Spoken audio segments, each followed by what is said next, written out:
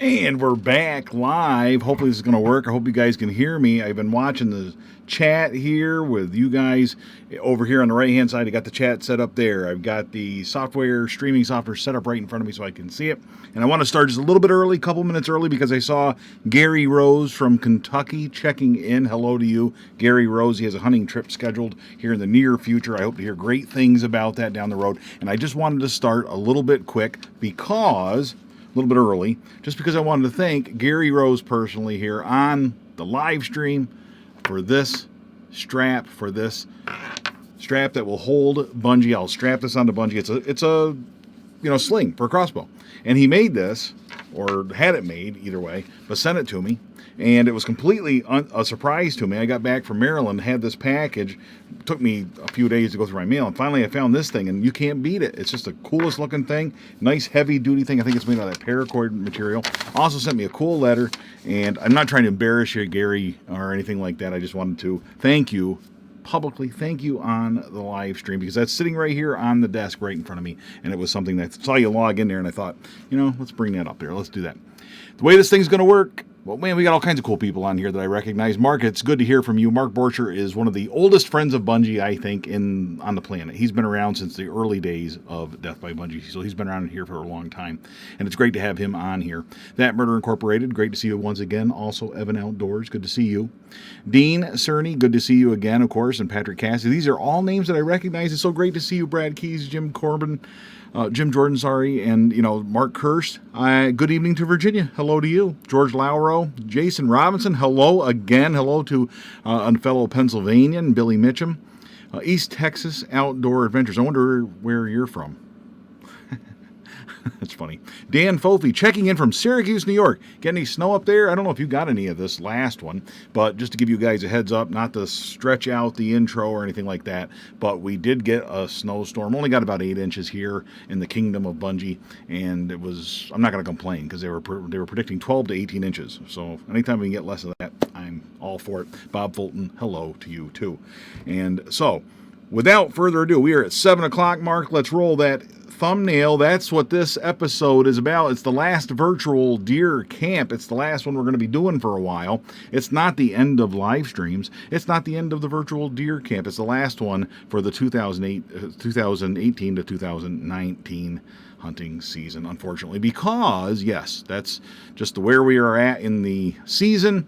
The season has ended. I have come back from Maryland. Let's roll that intro.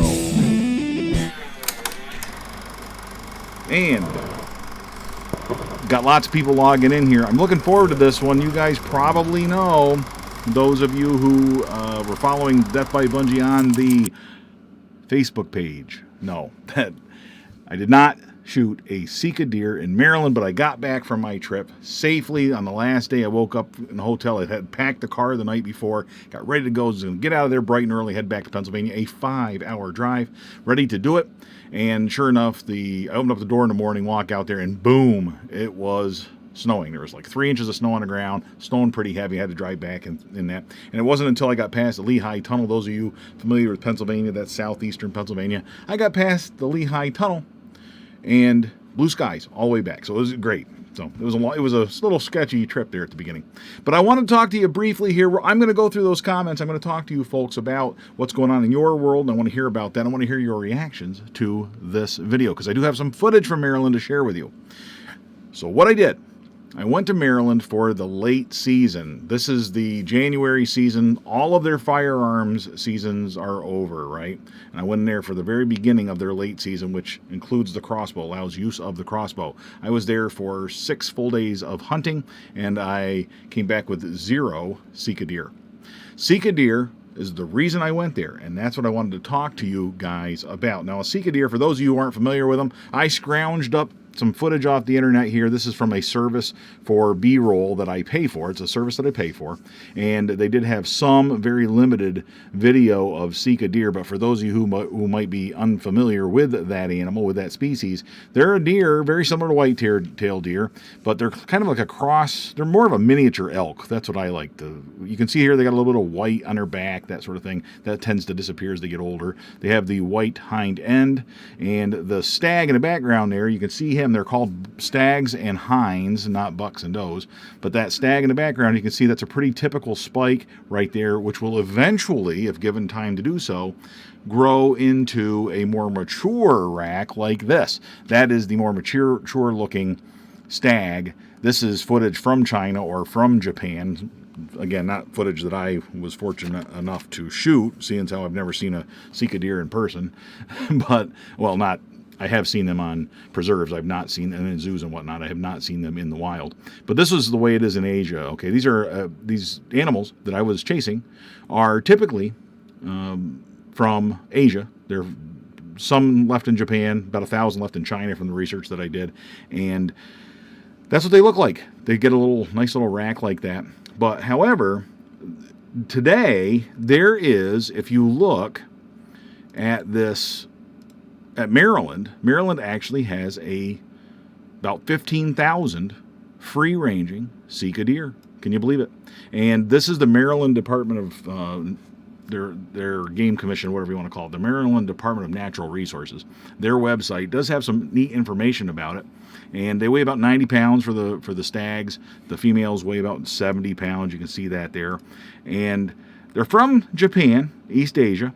However, there was a guy they were introduced in Maryland in the early 1900s when a guy named Clement Henry released 5 or 6 deer on James Island, and now throughout southeastern Maryland, there's about 15,000 of these things, and they are all descendants of those same 5 or 6 deer, if you can believe that. Now, they live in the thickest, most awful, and you should check this out if you're interested in these deer. Very interesting website, so I urge you to go check that out. Hopefully that's been helpful. Now, to show you where those things are, this is my map here, and I want to show you, just to give you an idea. Hopefully you can see the mouse on here. I'm not sure about that. But if you look down here, coming down here, you can see these are my old, this is stuff off my phone, my Google Maps, my account. These are places where I've hunted, and so I can find my way back to certain spots where guides have set me up, that sort of thing. But typically I'm hunting sort of here's Chesapeake Bay, running down the middle of it, and where you see Washington, D.C. and Baltimore. But to the right of that, this is where I hunt whitetail most of the time. To hunt these Sika deer, you have to go down to southeastern Maryland. You're going down here, Salisbury, where this heart is here. This is if you zoom in a little bit, the Blackwater National Wildlife Refuge. And if you look over here, you got Assateague Island. This whole area houses a free-ranging, huntable population of Sika deer. These are not deer that are behind a fence. These are deer that exist in the wild. They're an invasive species, but they are managed very well by Maryland, and they are huntable. So for anybody who doesn't have experience with these sorts of things, that's what we're talking about here. And I just wanted to give you a look at that. This is what has fascinated me for a long time, because when I was starting to get into crossbow hunting and looking for other animals to hunt with a crossbow, whitetail's one thing. They were great for archery type hunting, for crossbow hunting, but wild hogs are another one. We really don't have wild hogs here, but I was within driving distance of hunting Sika deer, which is a different type of animal. And I originally went to Maryland, going back 7-8 years. I've gone there every year to hunt whitetails, but I originally went down there to hunt Sika deer. Now, it turns out I got sort of hooked on hunting whitetails in Maryland. I love it. I have a great time down here, and so that's sort of the crux of why I go down here and stuff, and sort of took over all of that. This year, I really was committed. I was going to hunt Sika deer when I went down there in September, and the problem is the tides came up. There's a lot of rain. Those of you in northeastern United States last year, remember, a lot of rain last year, and because of all that rain, the tides going in and whatnot, can't really get in to those hunting locations. And I want to show you, just to sort of, so I'm not making this up, this is the type of habitat where those deer live. This is footage that I shot one day when I was in between hunts. You can see the wetland. You can see the ponderosa pine forest, little collections and groups of that, groves of that. That's where you end up sitting, trying to draw these deer out of these swampy marshlands. And you look here, this is a real good example of the trails that these deer make wandering through these swamps. This grass is 10 feet tall. The water's up to their waists, up to their bellies, that's for sure. And they just wander through there. They find a little high spot, and they mat down grass, and they bed and nest stuff all winter long, all summer long. This is where they live. They come into those ponderosa pine groves that you see in the background there, and then there's another example of it right here coming up. But these forests and stuff, they would go in there. They'll bed on the edges of those, but go in there to feed. They do eat that stuff, and they eat everything from grubs and everything else. But that's the kind of stuff that they're looking about. It's kind of a crazy, crazy world. It's a really, talk about an exotic species. And they only flourish where these swamps are. So if you're going to hunt these things, that's where you're going to go. So to give you another, I took a whole bunch of pictures down there because, again, I wasn't seeing any Sika deer when I was down there, but I did take a whole bunch of pictures. Man, what a beautiful picture that is. I really like how that came out. And you can see how the swamp and the tides and the water has choked the life right out of that tree. Here you see a feeder. We're in a ponderosa pine grove, like I was telling you. I think that's ponderosa pine. Correct me if I'm wrong on that. But the feeders, I've had people ask me, well, can you hunt them without feeders? I don't want to hunt them with feeders. Not really for archery so much. Rifle season, you can sit on these swamps, look across the swamp, and take a poke at one, 200 yards away. Rifles, you could do that without a feeder, but really to get within range, you can see why it would be difficult to wade out into these grasses and hunt one of these deer. You're simply not going to spot and stalk one of these deer. Now, people do on the public lands, you're not allowed to bait. So you do have to look for trails, and you're going to be on those. Now here we're in a habitat, again, where these muskrats flourish, everything else. You got issues, as far as spot and stalk, that sort of thing. But I wanted to show you some of these pictures just because I'm quite proud of these, but really because they do show you the habitat. And Dean Cerny, I'm peeking at the comments here. The true swamp donkey, man, you got that right. These are deer that can really exist in this sort of a climate. This is at low tide, and that right there, my friends, is a picture of what you got to walk through. That's the four-wheeler trail, but you got to walk through that water almost up to the top of your boots in low tide just to get to your tree stand. That's the kind of hunt that this is. In fact, you'll be wearing waders during high tide. The guides will typically provide waders. There's my kingfisher in the upper left coming out of the water, flying down there. I didn't see any Sika deer again, but I did spend an afternoon taking pictures of a kingfisher for about 2 hours. He's flying back and forth, and it was kind of neat. There's another picture coming up here of him. And here's where this is another view of that swamp, and you can just see they will swim this. They will walk through this. They can swim great. These Sika deer can. That's that little tree stand. You can see how decades of hunting these Sika has existed and the amount of pressure they've undergone. There's my little kingfisher again. So these are this is just some videos of the field cam. Those of you who watch Death by Bunjie hunting videos know that I always have a GoPro off to the side, or try to anyway. And this is the field cam footage to give you an idea, a view of some of the hunting setups that I was in. Nice tree stands, always overlooking a feeder. That's the way it is. Feeders were always stocked. They're always 20 yards from the stand. These stands, however, have been used through two archery seasons, all the way through since September, non-stop. They've been used for 2 rifle seasons. The deer are extremely nocturnal. Very tough to hunt these, Mark Borchert. You are 100% right, especially this time of year. You want to hunt these things. January is not the best time of year to go down there and do it. But boy, it was a nice time to sit in this area. And so I just wanted to give you this, sort of give you a heads up what this stuff looks like. So even though I don't have any footage of the deer, you can still see what kind of hunt, if you're into this stuff, that you might find yourself involved in if you go down there. That you're sitting in a tree stand overlooking this swamp. You can see, and again, this might be in high tide when the water's coming in, but the tide really, really does affect your ability to hunt these animals. The road, it's a nice paved road going in and out of the place, and nice paved road going in and out of the place. Coming out and back in at night, depending on the moon, right? The moon affects the tide, creates the tide. And if it raises that tide, when you're coming back through, there was no water across the road. But when you're going home, there's a foot of water you got to drive through, and I had footage of that too. If I had killed a deer on this thing, I'd make a nice, really, really nice video, but I just, no footage of animals. That's the problem with it. So I figured it would work well in this live stream. Hopefully you're getting something out of that, especially if you're ever interested in hunting these animals. Now, I think if you want to be successful in this, I do think you have to go down there in September, October. They rut late September, early October, from what I understand. So you want to be down there during that time. You want to get in there earlier just because they won't be so nocturnal. And when I say nocturnal, I'm not kidding. These things, I would sit in a tree stand. I did not see a deer, and I hunted mornings. Those of you on the Facebook page know that I got up at 2 o'clock in the morning, on a couple of mornings. I didn't hunt every morning because they typically don't hunt them in the morning because you're pushing them on the way in there. So instead, a couple of them I wanted to try morning hunts. The guide set me up to go in there. I got up at 2 o'clock in the morning. I was on the road by 3 o'clock in the morning, in the stand and set up by 4 o'clock in the morning. sat for 2.5 hours until the sun came up, and then sat for half an hour there. No deer, no Sika deer. Did not see any. Evening hunts, on more than one occasion, I would sit in the stand until the end of legal shooting light, and right around that time, I could hear something on the edge getting ready to come in. And the legal shooting light, I start packing up my gear, and I can hear that deer trot off in the swamp through the water. So they are completely nocturnal this time of year. It's really tough. So the guys are real clear about that. If you see one, you take a shot. You don't wait. You're not picking out a nice one in January. That's more of a September thing, maybe.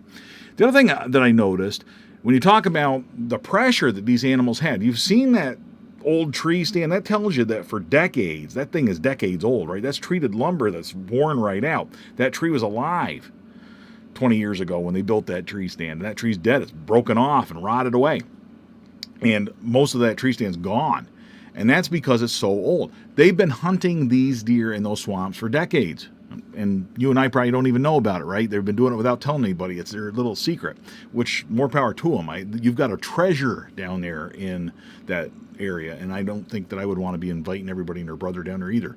And maybe they probably cursing the fact that I'm doing this live stream, but at least here's the information. But the amount of pressure, when you go through, there's 15,000 of these things. They shoot 3,000 a year, okay, according to Maryland, according to the Department of Natural Resources down there. About 3,000 a year, a little over. A lot of pressure, a lot of people out there hunting these things. And when you do that, it really just pushes them nocturnal because they aren't spread out over the entire state. You've got all these people coming into that small area. The other thing, too, when you talk about the bait, my guide, I met him at a gas station the one day, and they had 50-pound bags of corn to put in feeders. And he was just going out and doing feeders all afternoon. That's what he was doing. Because they keep them running. They start them in August, and they don't stop until February. So most of the year, they're feeding deer out of these feeders, along with everything else the deer want to eat. But that is always provided. And I can tell you that even when I was sitting on a property where I was hunting, it was interesting because you're sitting in a tree stand, half an hour before dark, feeder goes off, and you hear that zzz, zzz, zzz, zzz, and I have feeders. I have tripod feeders, so I know what they sound like. But it kind of startles you a little bit because you're sitting in a tree stand, and you hear that zzz, zzz, zzz, zzz, and then 10 seconds later, off to your left, you hear zin, zin, zin, zin, zin, somebody else's feeder on the next property. And then you hear over here, zin, zin, zin, zin, zin, somebody else's feeder going off. There's feeders going off all around you. I mean, the whole area, it's not just my guide, it's every property practically has a feeder or a series of feeders set up on it. It's just insane that the amount of pressure. Okay, it's great that they're helping the deer through. Maybe there's better ways to do that kind of thing. I don't think you're planting any clover in those swamps. I don't think you're going to grow any soybeans down there. And I don't know that these deer would be interested in that anyway. I don't know. But they've been doing it this way for decades. But my point is, a lot of pressure. So it's a tough hunt. That, my friends, is for the most part. I wanted to go through that and give you that was my background on it there. And I think I showed you all that was the stand. That's just another picture right there looking down. These are pictures from the drone, and you can see that swamp. Boy, that really just shows you what a rough habitat these animals are in and how interesting that is. And it's just gorgeous, I'll tell you. Here's but back to hunting it again. The other problem that you're going to have, now, am I going back? That's the big question. Or do you want to go down here? Hunting in September for these. I was down there, and for a late season hunt, this is the warmest late season hunt I ever had. One day it was 53 degrees. I think it got down to 30s a couple of days there. I mean, it was chilly. There's a couple of days where it was chilly. But it's not like Pennsylvania in January, where here I am 5 hours north of there, and in January I'm sitting outside and it's, 5 degrees or 20 degrees or something like that, and it kills you. The wind will suck the life right out of you down there, and it really wore me out. But, really it wasn't that cold. But September, I'm a little leery of hunting these things in September. You've seen this habitat. Now let's just, for the sake of thinking about this, what do you think what are you going to be faced with tracking a deer in this kind of habitat in September, or hunting a deer in that kind of habitat? First of all, the mosquitoes are insane. no doubt that if you are sitting down here in one of these swamps, you are going to be faced with mosquito after mosquito after mosquito, just tons of mosquitoes. And the people that I talk to on forums and the people that I talk to in person, it's not uncommon to have a couple of thermocells or maybe even 4 thermocells running at any given time because the mosquitoes are awful. But also, wandering through this swamp, you're really asking for snakes and stuff. I mean, these grasses are 8 feet tall. You can't see around yourself, right? You're just wandering through here, and I wouldn't be surprised. There's snakes and stuff like that. I took this picture just to show my wife how tall the grasses were, that they were over my head. So you're not going to wander out in there, and you got to make a good shot on these things if you get an opportunity, because you're going to have, you're going to be wading out through there, or the guide's going to be wading out through there, and I don't know how you follow a blood trail in that stuff, especially if the tide's coming up. You're getting water. Here in Pennsylvania, it's funny because, here in Pennsylvania, I worry about shooting a deer during a rainstorm or right before a rainstorm because the blood trail will wash away, right? Down there, you got to worry about that. And you're near the coast, so you get a lot of rain. But you also got to worry about the tide rising, because if you do have a blood trail that's traceable, the tide's going to rise up and swallow it. It's a tough hunt, both to see the animal, get the shot, and also to recover. But stepping on snakes and stuff, I can just imagine what lives in this habitat. So I'm a little leery of going back in September, but I'm going to do it. I'm not going to go too long without having to take another crack at these guys. So that's where I'm at with this. I think for the most part, that pretty much covers everything that I wanted to talk about. So now I'm going to go through the comments. What I'm going to do, too, with these live streams, in the next month or so, you'll see me upload a bunch of these videos. I'm going to go through, and I'm going to chop them up and upload them of just this little spiel that I did. Share that with you as a separate video, and then leave these on there so you can go back through the comments and stuff, too. So that wraps up this video, the presentation of the Sika deer hunting. So let me know in the comments whether Sika deer hunting is for you. Is it something you're interested in? Something we should explore here on Death by Bunjie. So that's it for that. I'm going to go back up to the top here, and we'll whip through these comments here and see what we got going on. I'm very cold in Pennsylvania today, Brad Keys, and those of you who aren't familiar with Pennsylvania, not from around here, whatever, we did get this big snowstorm and all that stuff, and it's going to get colder tonight. It's getting down 10 degrees and all that, and plus we just got 8 inches of snow, so some places got a little bit more, but we didn't do too bad. Crazy.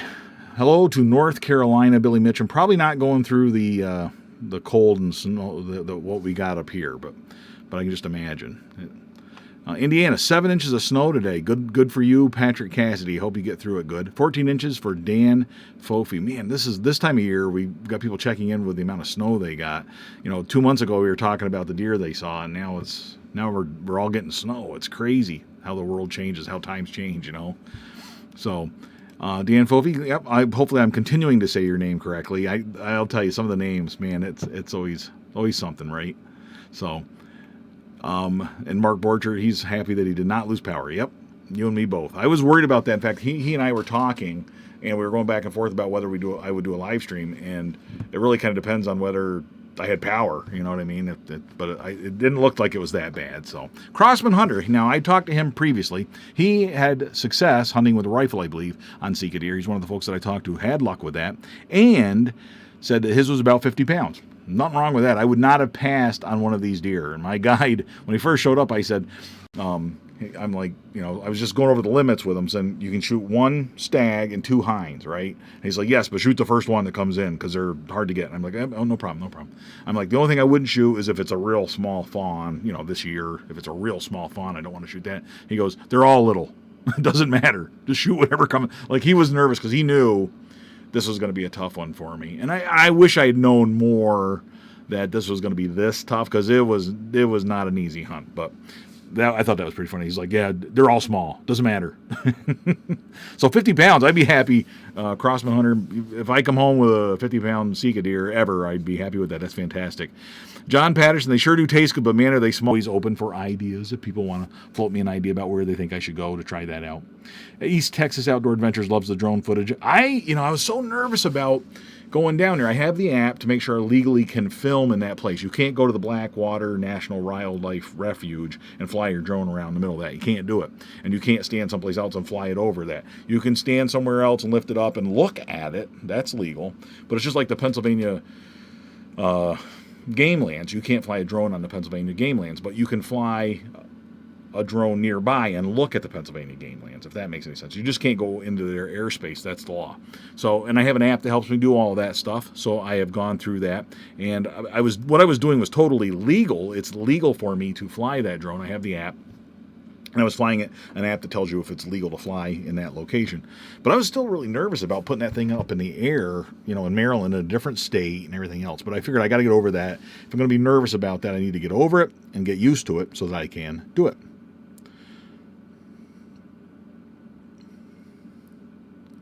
Evan Outdoors had a doe bedded 25 yards from his house this morning. That's pretty cool. You can't beat that stuff. Can't beat it. Thank you, Mark Borchert, for the nice kingfisher pic. I thought that was pretty cool. I really like, and thank you, Dwayne, for commenting on liking the pictures. I'm glad you guys like that stuff.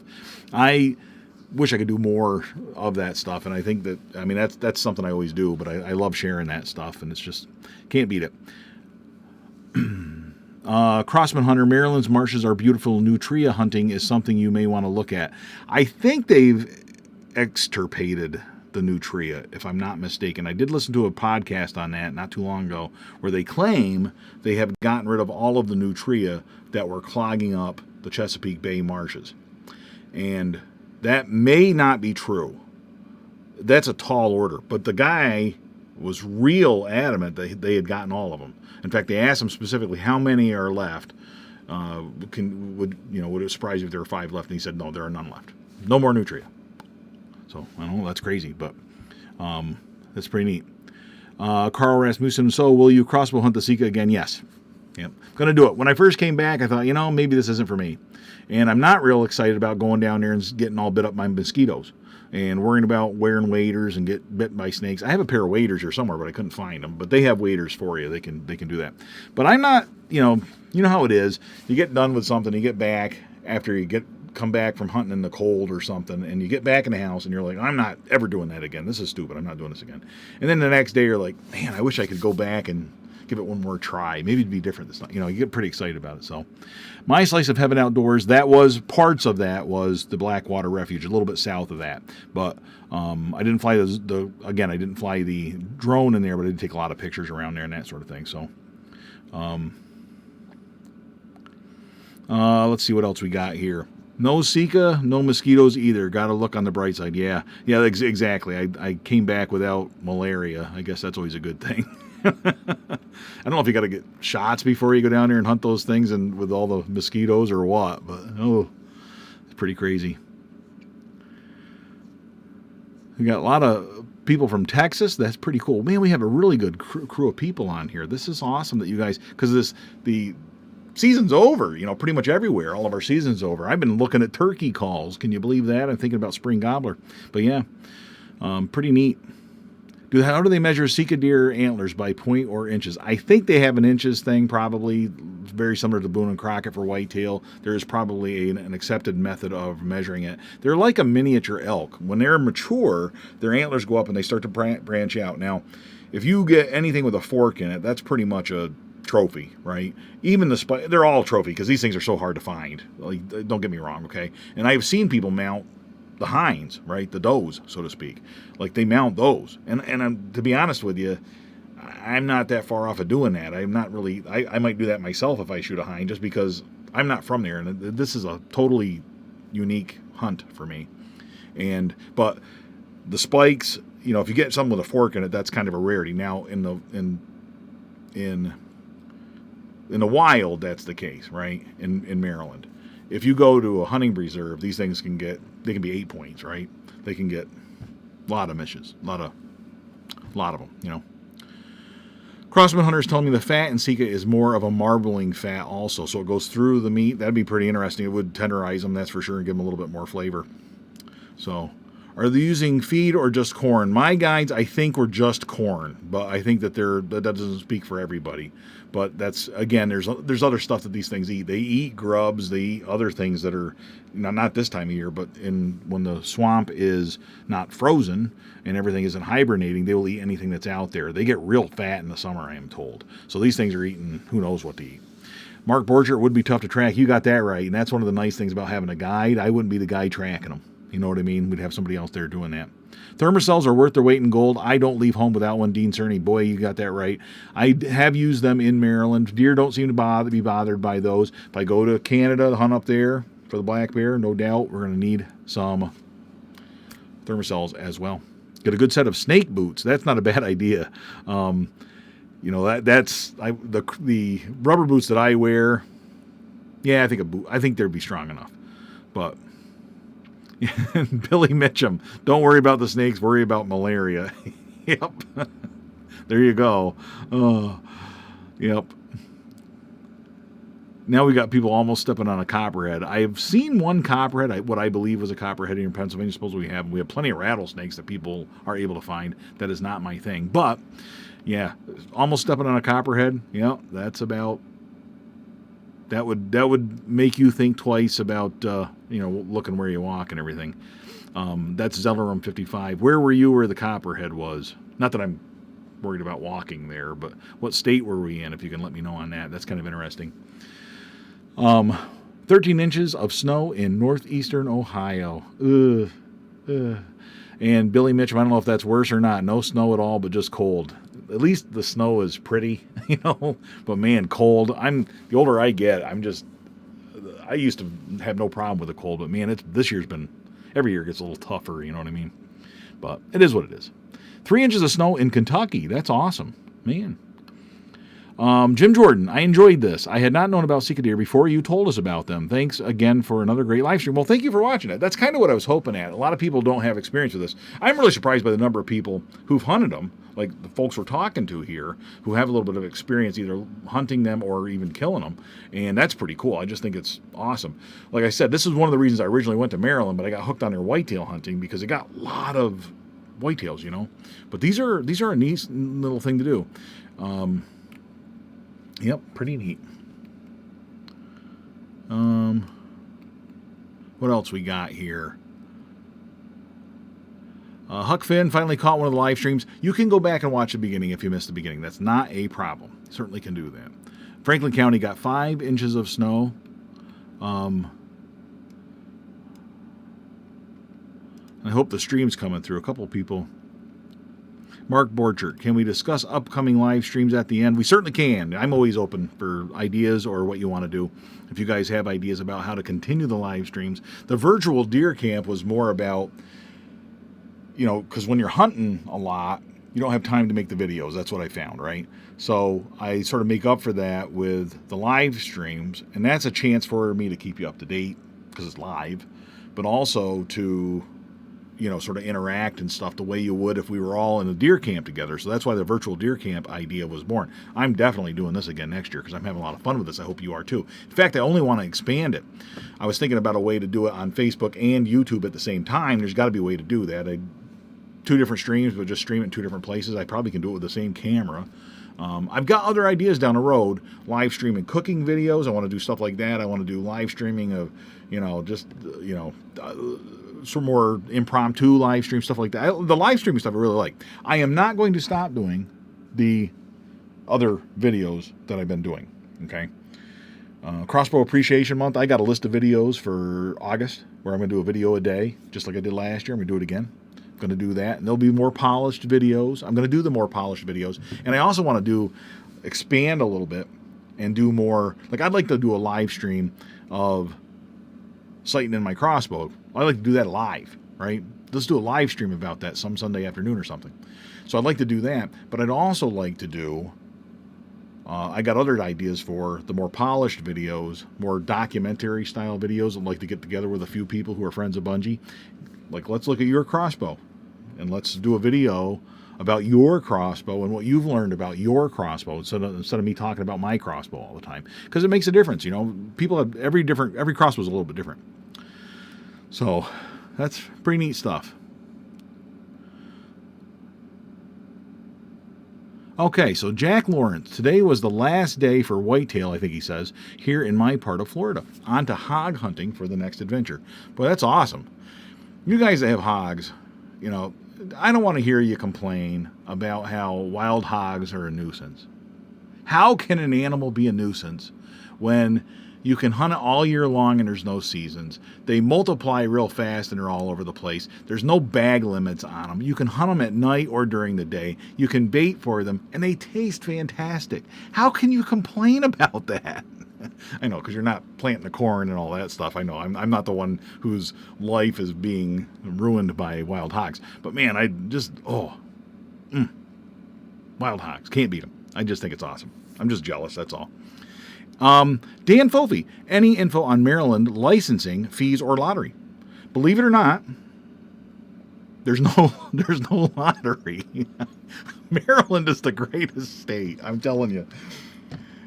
Sika deer, they're an invasive species. It's practically the only huntable population of Sika deer on the planet. There's 15,000 of them in these little swamps down here in southeastern Maryland, and they kill 3,000 of them a year. You're allowed, though, just by buying a license, 1 stag and 2 hinds. Just for buying a license. There's no lottery. Everybody, if you buy a license, you get to go hunt them, and that's how much you can shoot. And get this, it doesn't eat into your whitetail allotment, right? So I can still shoot like $3 and 15 does, and I'm not making up those numbers. It's like $3 and 15 does if you purchase the right stuff in the right part of the state. $3 and 15 does, in addition to the 1 stag and 2 hinds for Sika deer. I'm not making this up. Like, Maryland is just, and people right now, there's people watching us that are like, oh, don't tell them that. Don't tell them that. Don't let them know. And I get that. I really do. I don't want to encourage people to go down here. I want to go down here, and I'd like to get down here and kill one myself before the whole country goes down here trying to kill them. So I get that. But yeah, it's crazy. And you can use crossbows the entire length of the season. So, here I am 5 hours away from there. Why wouldn't I go down there and hunt there? It really is fantastic. So that's, what we're looking at, and I think that. Missouri with the copperhead. So you had copperheads in Missouri. I can imagine that being a big deal. Yep. Yeah, that's... Ugh. So we had a copperhead snake in Missouri. So I can just imagine what's living in these swamps. And you folks in Florida, Texas, I can just imagine the snakes you guys deal with, especially Florida, because you got snakes down there they haven't even discovered yet. It's just terrible. Those swamps, Florida allows for all kinds of different the habitat down there. Just about everything can live down there. It's crazy. Dennis White, I really am glad that you liked Crossbow Appreciation Month, and I look forward to going through that. Need a little break here in the next couple of months, though, to get caught up on some stuff and caught up on ideas. I have all these ideas that I pile up in this desk. If you could see it, it's just full of paper, and there's stuff all over here, but...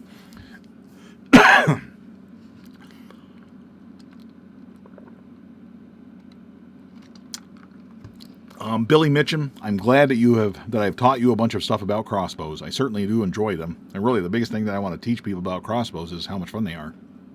And how, you spend less time worrying about the crossbow, less time worrying about the gear, and more time worrying about how to go hunt the animal. You can't beat that.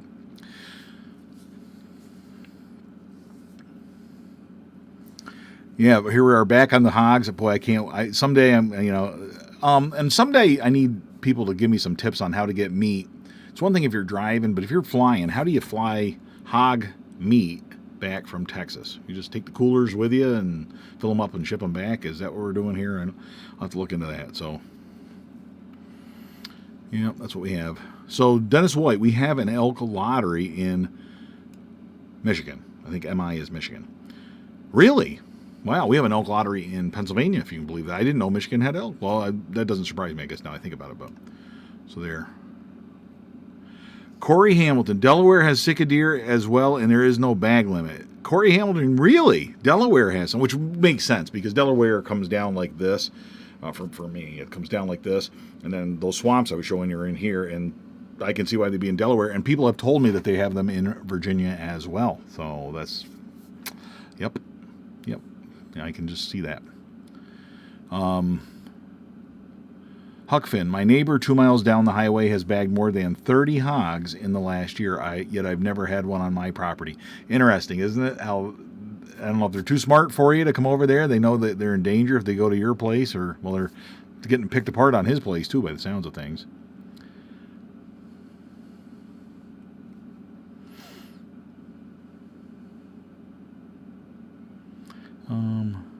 David Grilliot. or Grillio. I'm not sure how you pronounce it, and forgive me if I mispronounce it. I would love to do some out-of-state hunting, but the cost has really kept me from doing that. I'm right there with you. I can tell you, in my experience hunting out of state, I've always had that one trip a year trying to do for the last 8 years. I've been doing that, and it's been Maryland. And I have gone to Arizona a couple of times, going back to before I started going to Maryland. One trip a year is all I could do. But I'm in a position now where I finally got rid of some real estate that I was carrying and stuff like that. Money adds up. So now I'm at the point where I can actually, if I can get, some breathing room here throughout the summer and whatnot, I should have the money to continue to do that. But I totally get what you're saying. You got to look at it from the perspective of, you got to have priorities in this world. And if you watch, there's a channel called The Hunting Public on YouTube. Those guys hunt a lot of public land. I think that's primarily what they hunt. And, so there you're looking at pay the license fee, hundreds of dollars, drive to the place, and hunt there on public land. You could get it done in the hundreds of dollars and not thousands. You could. I'm not an expert. I'm not an expert on that. In public land especially, I have very limited experience with that. But David, keep your, don't give up on that. Maybe try and plan something where it's not too far away. You don't even have to leave the state, maybe just out of your area. I've grown up hunting in northeastern Pennsylvania. It wasn't until 2013, I think, that I shot a deer other than on the property where I grew up. And then in 2014, I went to Maryland or whenever that was. But I learn so much when I go somewhere else, and I get, and like I said, it wears you out, but then when you come back, you can't wait to do it again. It's really definitely stretches your mind, and it stretches your body, and it stretches your skills, and it's great to do. I think people should strive to hunt a little bit out of their element. Just try something new. You don't have to do it all the time. You don't have to travel all the time and do it, but think about that. And I wish I had more advice for you on how to go about doing that, but you just have to sort of look at it from that perspective. And I do have some other ideas I'm going to share in the future here as things progress this spring. Like I've been saying this all along, things are going to change. There are some things in the works here, and when I finally reveal all of that, you'll see how it factors into hunting and all that sort of thing. And we'll do that. Everything's good, don't worry. It's all good. I just want to share it with you down the road here.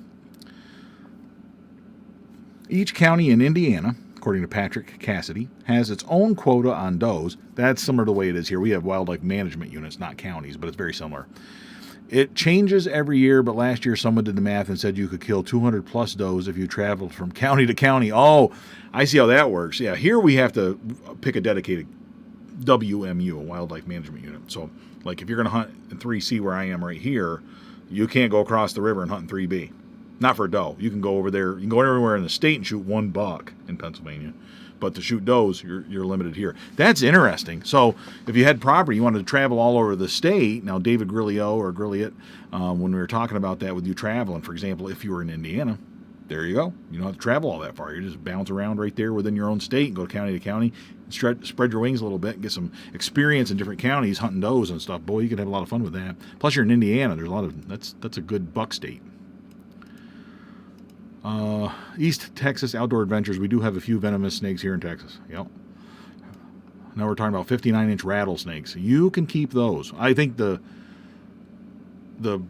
this county has a rattlesnake hunt that I went to, and I put stuff on a Facebook page about that this year. And at that they had 55, I think, was the biggest snake that they pulled out of there. They found a 55-inch rattlesnake, and then they re-release them. They take them out and let them go. East Texas Outdoor Adventures use dry ice for shipping meat. I will look into that. That is not a bad plan. That would keep it. That actually freeze it on the way back here. Actually, not just keep it frozen, but it would actually freeze it if it wasn't frozen. So that's pretty cool. I think when I look into going to Texas or something like that, I'll be looking into. I'll do videos on that stuff down the road too. I know I keep saying that, but we'll have to do some videos on that. But I think the guides would be the people the outfit where I go to hunt would actually be a good place to start talking to people about that stuff too. Dennis White, I still hunt from the ground for whitetail deer in a leafy suit and bagged one each year. Sorry you had some challenges when you tried it. Boy, you hit that nail on the head. I had a couple shot opportunities, did not take them, but I can see how that'd be more effective. I need to get some breakup, you know, like some brush and stuff like that, and pick my spots a little bit better. But yeah, that's pretty neat. And Dennis White only crossbow hunts as well, so you keep talking to me about that stuff, because I'll be revisiting the ground hunting with the spring gobbler season coming up, and I'm terrible with this stuff sitting on the ground. It's so hard for me to sit that long, but I think I'm going a step further with the whitetails. I need to sort of set myself up with a good backdrop and something in front of me and all that good stuff. So we got some, Glenn Johnson talking about my music there. That's good. I'm glad you like that stuff.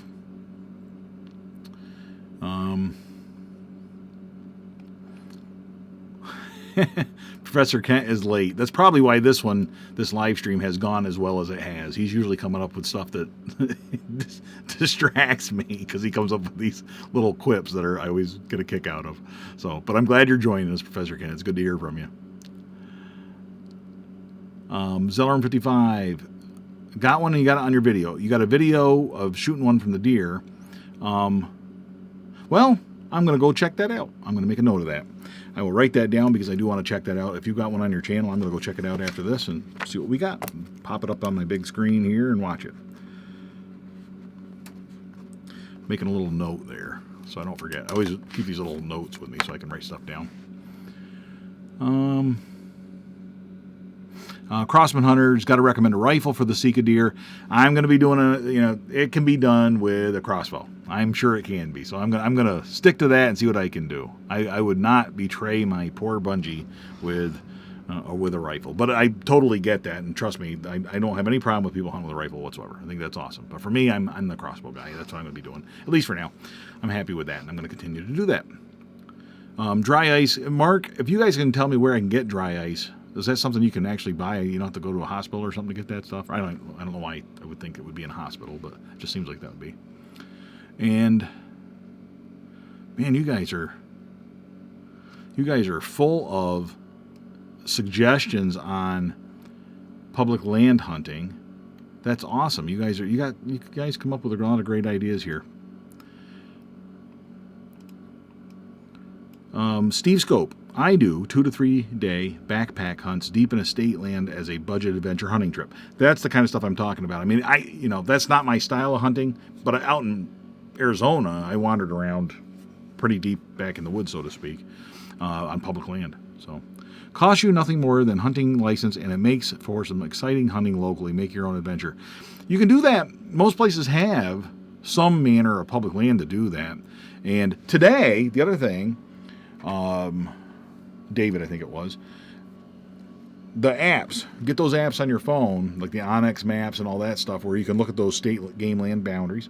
You can also start with Google. You don't have to pay for the apps. You could do it with Google, but you can look at those maps, study the terrain, study the water features, study the food, right? And that's all hunting is. It's just water, food, and cover. That's all it is. It's not. I don't care where you go and what you're hunting for. You figure that stuff out.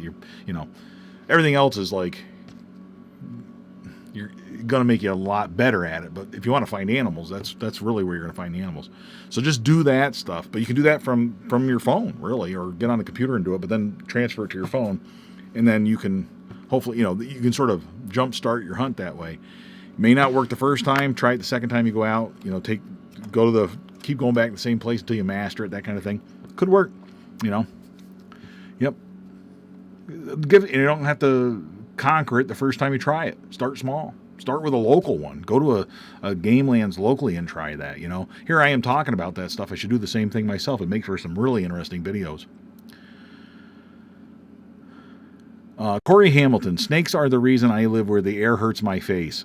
Yeah, I get that. We walk outside and you see that on Facebook all the time. Why do I live where the air hurts my face? That's crazy. It's like you should live in Florida or something, or move to North Carolina, right?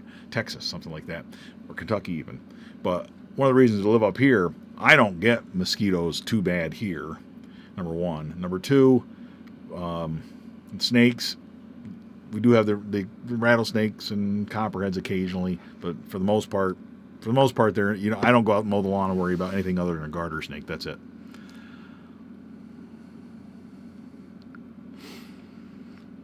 You got some great stuff going on here. I'm really glad to hear all you guys. We've got time for a couple more here. Some Walmarts have dry ice. Well, that's good. And man, you guys are killing me. Do a search in the area for dry ice ahead of time. Well, that's a pretty smart thing to do. Thank you very much, Crossman Hunter and Mark Borchert, for the input on that stuff. I will be looking into that stuff. And Dennis White, there's a +1 there on the Yep, Walmart has dry ice as well. Pretty neat. Go Wild app is being recommended and follow up to our conversation here, so please take a look at that if you think that you're into that sort of thing. Public land in Pennsylvania is terrible and replete with other hunters. I was nearly shot one year when junior pheasant opened. State game lands are generally not like other states' public land. Hit and miss, that's for sure. Mark Borchert, put dry ice on top of the meat in the cooler. Yep, because the cold settles right in on it. I'm betting that'll work. We are going to be doing something down the road with that. And here's Professor Kent. Hey, Mark Borchert. I am sure that Mark and Professor Kent have chatted on the internet over the last several years, because I think, Professor Kent, Mark Borchert is the one that recommended that I check out your channel in the first place. Or I think that's the case. I actually do think that's the case. Yep. So, pretty neat stuff. It's pretty neat how this is our virtual deer camp. This is how we're all coming together here to talk about stuff we have an interest in. You can't beat this. I really do appreciate it. And we are just about caught up with these.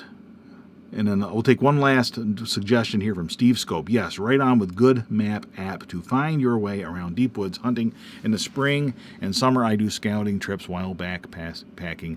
Test your gear too. Yeah. And I do that. I wander around with camera gear because I'm always, this is the time of year where I got the cameras and I'm not hunting. So I'm kind of thinking about switching camera gear this year. I'll be talking more about that. I've been in this little camera, this little Canon T7i, had the T5i before this DSLR, taking the pictures. You can take all the nice wildlife photography and the landscapes and all that. Does a great job. But I'm looking to go mirrorless because this makes that shutter sound every time you take a picture.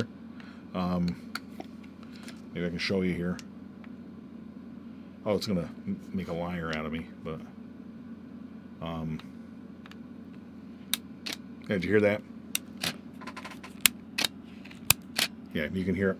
That sound, especially when you're out there in the middle of the woods and everything's real quiet and you hear that mirror kick up, that makes a little bit of a sound. So I'm looking to go mirrorless for that. Plus, I want better low light, and Sony is just about ready to come out with the camera of all cameras, I'm thinking. So, pretty excited about it.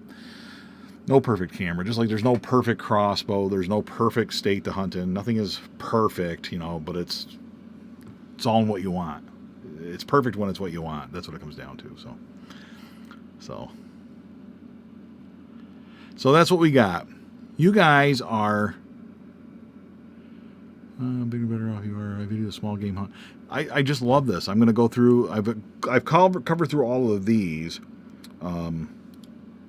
comments. I've gone through them, and hopefully we will have future live streams.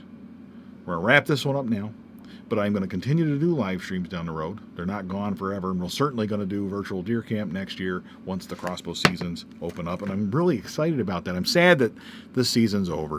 Here we are coming to the end. So, but future live stream topics. Mark Borchert, you got some ideas, do you? Let's talk about future live stream topics. If you guys want to post some here, I am willing to talk about those. I'm not going to go into detail about them because that would be the same as doing a live stream right now, and we're not going to do that. So if you guys have ideas for future live streams, please let me know. You can leave comments here, and I want to extend this invitation to everyone. Leave me a comment about ideas you'd like to see covered in live streams that we can all talk about. Leave the idea here in the comments here. Leave the ideas in the comments after this live stream ends. Hit me up on Facebook. Hit me up with private messaging on YouTube. You can do all of that. I do the best I can now that I'm back in the swing of things. I can do the best I can to stay up on top of all my topics and all that good stuff. So I really, really enjoyed talking to all you folks, and I'm glad that you enjoyed it too. I hope you got something out of it. Thank you for joining me for the virtual deer camp. Thanks for being part of my deer camp. And I'm going to type something up here, get my Kool-Aid out of the way. I'm going to type one last comment here. And hopefully get the punctuation right. And there it is. There we go. Until next time, until the next virtual deer camp, the next live stream, and until the next video, thank you very much for joining me. And all hail Bunjie.